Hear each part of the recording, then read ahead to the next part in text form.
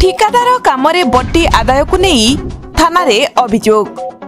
अनुगुल जिला बनपाड़ ब्लॉक अंतर्गत गड़संत्री जामुसाही ठिकादार विद्याधर माझी को दादाबट्टी आदाय नहीं आक्रमण होइतिबा थाना रे अभियोग होइछि।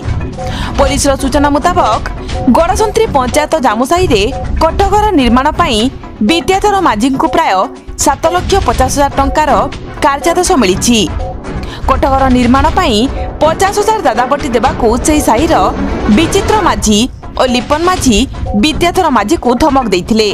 विद्याधर दादाबट्टी देबाकू अमंग हेबारु विचित्र माझी और लिपन माझी गत 25 तारिख दिन राति प्राय 9टा समय विद्याधर घर को जाउतबा समय गाँ कोठघर सम्मुखरे विचित्र माझी और लिपन माझी स्वामी स्त्री को माड़ मारिबा सह तांको मोटरसाइकेल काच भांगी देइथिले। एहा सह विचित्र और लिपन माझी विद्याधर को जीवन में मारिदेबा धमक देइछंती थाना रे लिखित अभियोग करिसंती। विद्याधर अभियोग क्रमे बरपाड़ पुलिस एक मामला रुजु करी घटनार तदंत करुछि।